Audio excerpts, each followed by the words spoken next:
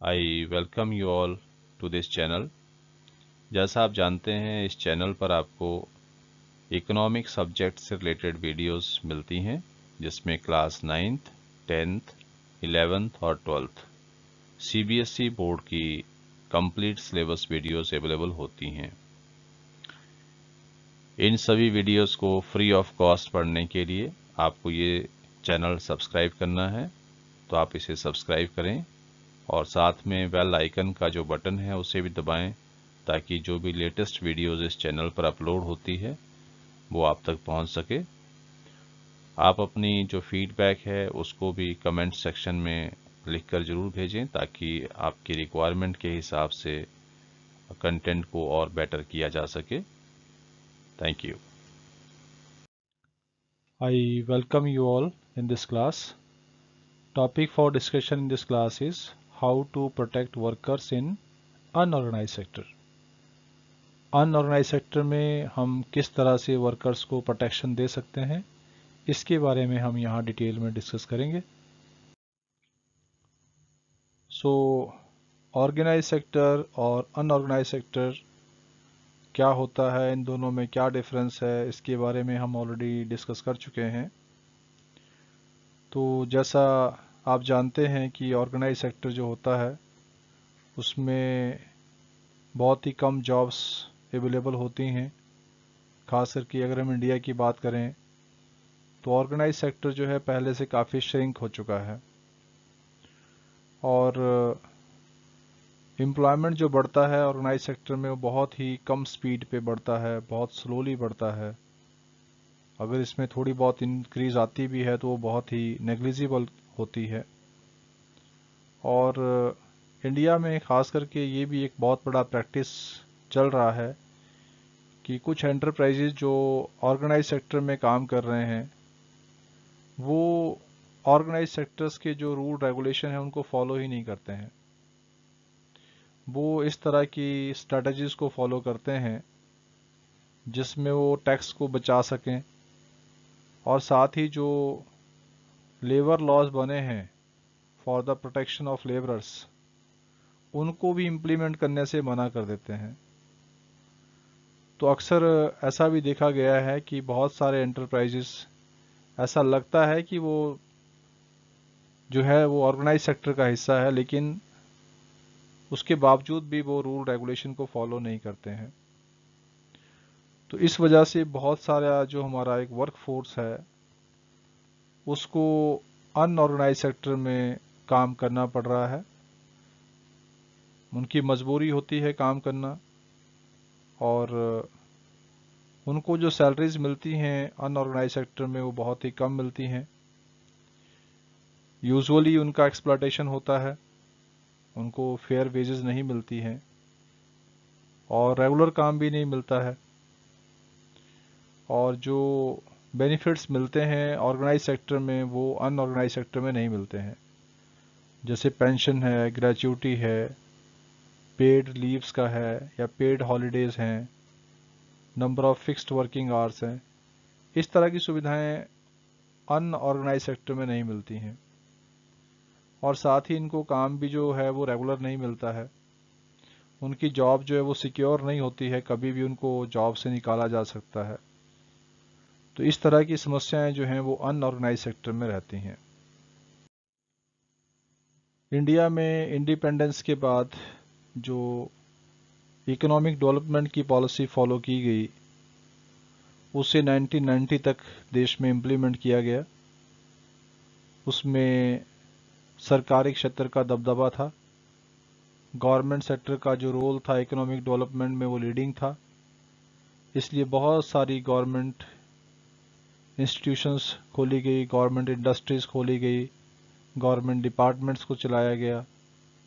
बहुत सारे काम सरकारी क्षेत्र में ही थे, इसलिए सरकारी नौकरियां या और जो ऑर्गेनाइज सेक्टर की जॉब्स थी वो काफ़ी सारी होती थी।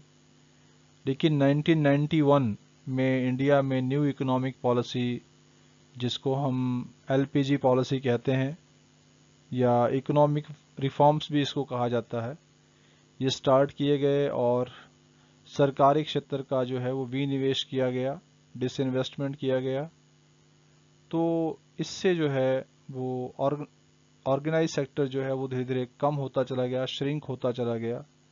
बहुत सारे लोगों की नौकरियां चली गई। अब बहुत सारे लोग जो है अब विवश थे काम करने के लिए अनऑर्गेनाइज सेक्टर में, जहाँ पर बहुत ही कम मजदूरी मिलती है, बहुत ही कम सैलरीज मिलती है और ज़्यादा घंटे उनसे काम के लिए जाते हैं, ज़्यादा काम करवाया जाता है। तो ये प्रॉब्लम्स जो हैं वो अनऑर्गेनाइज सेक्टर में वर्कर्स को फेस करनी पड़ती है। इसी तरह से वर्कर्स जो हैं उनको प्रोटेक्शन और सपोर्ट दोनों की आवश्यकता होती है जो अनऑर्गेनाइज सेक्टर में काम करते हैं, क्योंकि इनसे काम ज़्यादा समय करवाया जाता है और इनको सैलरी जो हैं वो बहुत ही कम मिलती हैं। तो आइए देखते हैं कि ऐसे कौन से वर्कर हैं जो अनऑर्गेनाइज सेक्टर में काम करते हैं और कौन कौन से काम ऐसे होते हैं जो अनऑर्गेनाइज सेक्टर में हो रहे होते हैं।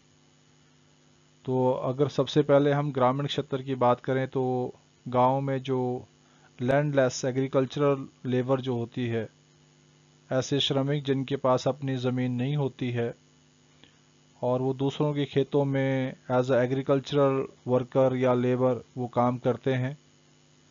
इसी तरह से जो स्मॉल एंड मार्जिनल फार्मर्स हैं, जो छोटे किसान हैं जिनके पास बहुत थोड़ी थोड़ी ज़मीनें हैं, वो भी एक तरह से अनऑर्गेनाइज सेक्टर में काम कर रहे हैं। शेयर क्रॉपर्स हैं जो शेयरिंग बेस पे क्रॉपिंग करते हैं, या फिर कुछ आर्टिशियंस हैं जिस तरह से वीवर हैं, ब्लैक स्मिथ है, कारपेंटर है, गोल्ड स्मिथ है। तो ये जो इस तरह के प्रोफेशनल लोग हैं, कपड़ा बुनने वाले या फिर लोहार या कारपेंटर, इस तरह के जो लोग हैं जो इस तरह के काम करते हैं, ये लोग अनऑर्गेनाइज सेक्टर में काम कर रहे होते हैं।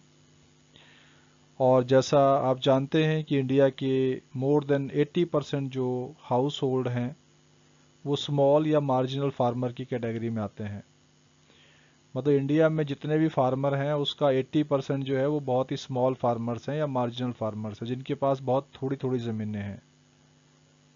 So these farmers need to be supported through adequate facility for timely delivery of seeds, agricultural inputs, credit, storage facilities and marketing outlets. ऐसे जो किसान हैं उनको ज़रूरत है कि उनको टाइमली जो है वो सीड्स की डिलीवरी दी जाए, इनको सही समय पर बीज दिए जाएं जो हाई यील्डिंग वैरायटी सीड्स होते हैं। इसके अलावा बाकी और जो भी एग्रीकल्चरल इनपुट्स है इसकी सप्लाई उनको टाइमली मिलनी चाहिए, डिलीवरी इनको सही समय पर मिलनी चाहिए। इनको चीप रेट ऑफ इंटरेस्ट पर क्रेडिट मिलना चाहिए, सस्ती दरों पर ऋण मिलना चाहिए। साथ ही जो स्टोरेज की फैसिलिटी है, जब इनको अपने प्रोडक्ट की सही कीमतें नहीं मिलती है तो एटलीस्ट ये अपने प्रोडक्ट को स्टोरेज कर सके, स्टोर्स में रख सके, गोडाउन्स में रख सके और सही समय पर आने पर इसको बेच सके।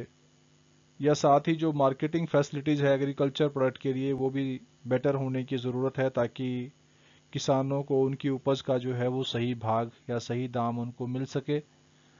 तो उसके लिए सरकार को एग्रीकल्चर मार्केटिंग जो चैनल्स है उनको भी इम्प्रूव करने की आवश्यकता है।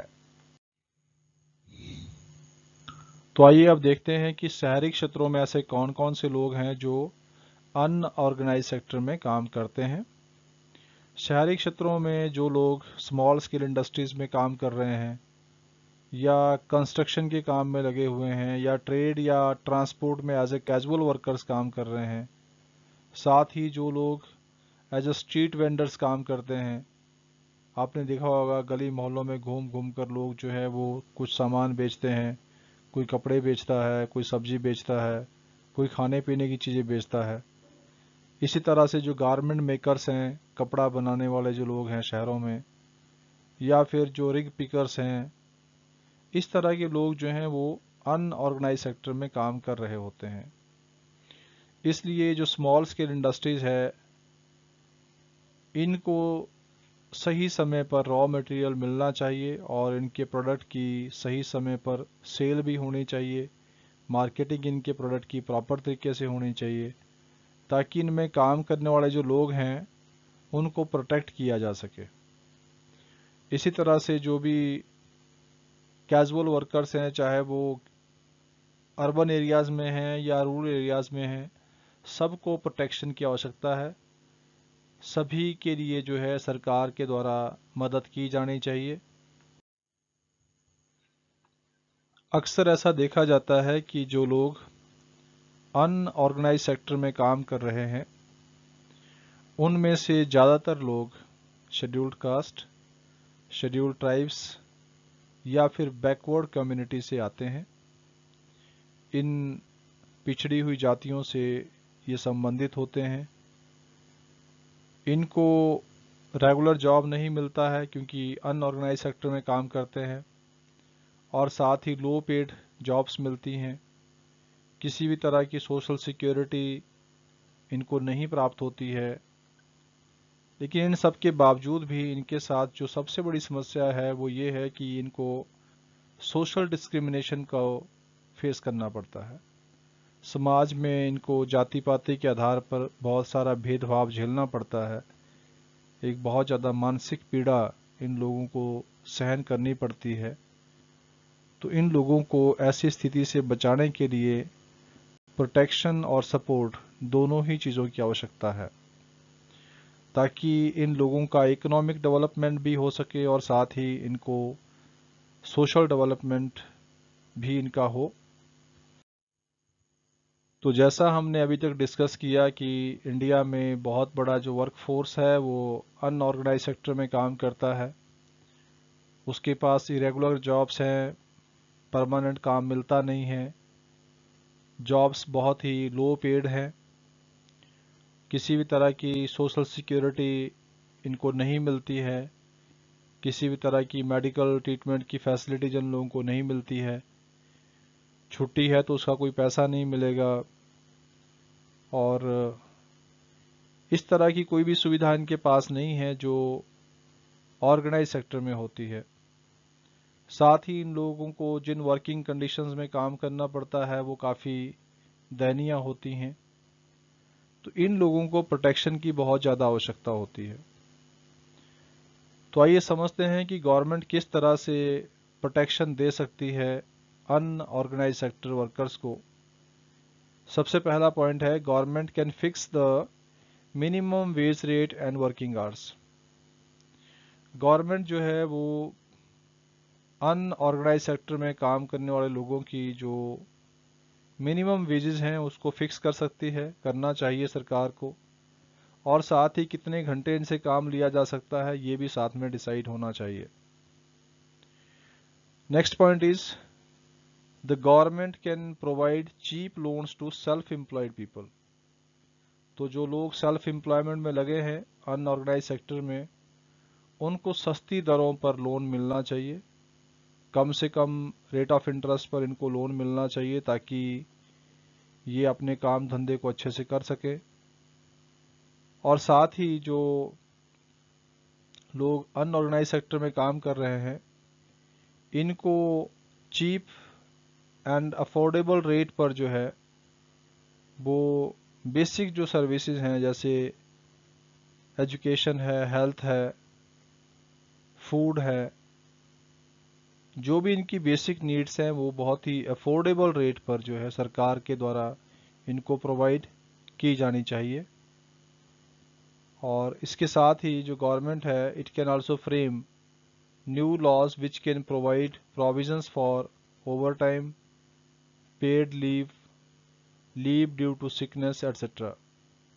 साथ ही सरकार को जो लेबर लॉज हैं उनमें कुछ पॉजिटिव चेंजेस करने की आवश्यकता है, ताकि वर्कर्स का जो एक्सप्लॉयटेशन है वो ना हो, उनको एक्सप्लॉयटेशन से बचाया जा सके।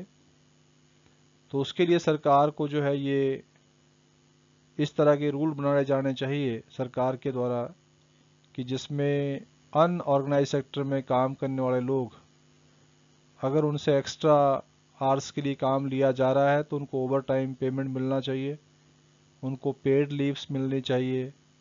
साथ ही जो लीव ड्यू टू सिकनेस होती है उनका भी प्रोविज़न जो है वो ऐसे लोगों को होना चाहिए। So this was all about how to protect the workers in the unorganized sector. I hope that you like this content. So dear students, if you find this content meaningful and helpful to you, then please share it to other students also, so that they can also be benefited from this. Thank you.